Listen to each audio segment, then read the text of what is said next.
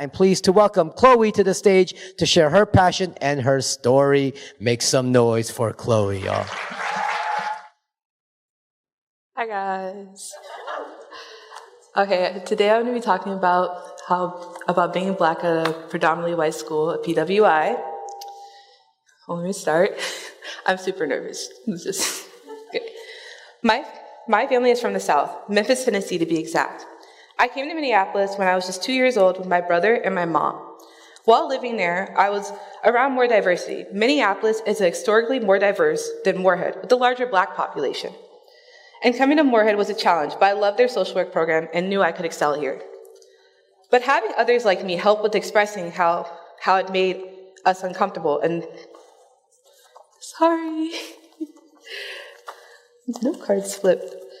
There was more places I could reach out to when faced with a racial issue in Minneapolis. I felt more comfortable in my classes and had friends that were going through the same things as me. Like, for example, in school, we had a teacher who used the N-word, and some students couldn't understand why it made us uncomfortable. But having others like me helped with expressing how it made us uncomfortable and the correct measures were taken to fix the issue. I didn't feel alone. When I first came to college, one thing I noticed was that there was many people who did not look like me, or at least that I knew of. This was different for me. It made me nervous. I was so used to having a large majority of African Americans in my class. Having more peers who looked like me made me feel comfortable, and even if there were only 3 of us, I knew someone would understand me. I realized that I would have to adjust to my new normal, and I would have to look at my surroundings with an open perspective.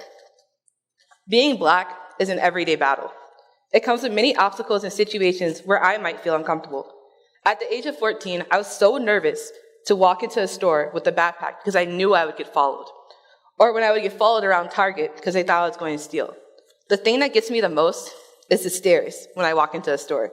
How they look at me like I'm beneath them. White people do not acknowledge how their words, looks, and ignorance affect people on a daily basis. For example, during my first semester, I was studying with a group of students. We were all in the same major, and we're trying to navigate D2L in our assignments for our class. I was behind on an assignment, and did not realize that the quiz would open up the rest of the assignments for this specific class. There was another student who was in the same situation as me. We decided to email our professor to ask if it was possible to still do the quiz. We both emailed the same thing and received the same answer at the same time. She was let in to do the quiz, and I was not. Now, there could have been many reasons why, but to me, it didn't make sense. We had just both started the class and had no other assignments except this one. Instead of opening it, the professor said I would need to have a meeting with him. Not gonna lie, I was frustrated. I couldn't understand why she was let in. It didn't make sense to me. We both had the same problem. But then it hit me. She's white, I'm Black. I knew this problem would come up, but I didn't think it would happen so early on. I thought I had more time to prepare for issues like this. I was so anxious as I talked to my friends about what I should do. I was just going to drop the class in order to spare myself from the racial combat I would endure. I didn't want to deal with problems like this. I talked to my mentor from Smart Start, and she told me something really important, that I can't run away from issues like this. She was Black too, and said how we have to stick up for ourselves and not let others walk all over us. She told me to go to the meeting, and if the problem wasn't solved, she would help me solve it. I did do the meeting, and I felt frustrated. My professor couldn't even explain why I was in the meeting. But I voiced my opinion and continued the class. This is one of the many microaggressions I have faced. Although I thought it was unfortunate, it did teach me to look at things from a different perspective. I would have to stick up for myself. The experience has taught me a lot. I cannot hide away from the ongoing issues and obstacles that would pop up due to my race. I can, however, look at them and reframe how I should handle them. I can't just look at things with one eye. You have to look at things with other options, even if it makes you or others uncomfortable. One way I've done this was in the past when I was in high school. I excelled in English. I would read ahead of the class and sit in the back, drawing or on my phone. My teacher could not say anything to me because I would finish the books and essays early. She decided it would be best if I was in honors English for the second semester. She asked me and I responded, no. I knew that honors class in my high school had very few Black people, and I knew I would feel out of place. She put me in the class anyways. Now, this situation was actually beneficial. It pushed me academically and challenged me in a way that regular English wasn't able to. But this yet is another example of situations where I would have the choice to look at the negative or the positive. Situations like these can be very hard to handle and could have ruined my college experience. However, opening up, I learned I am not alone.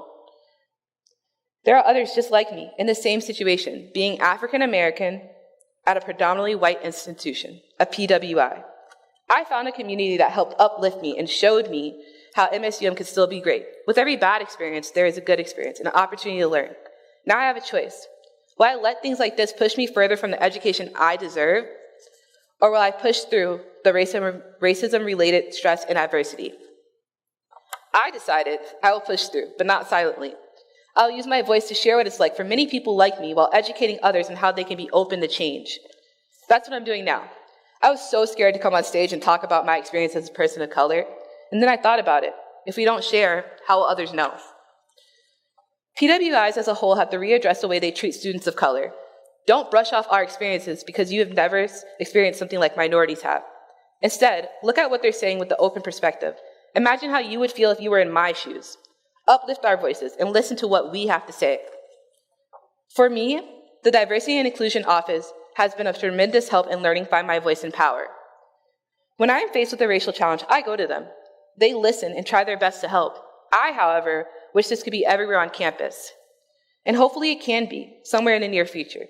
But the first step to reaching that goal is listening to minorities.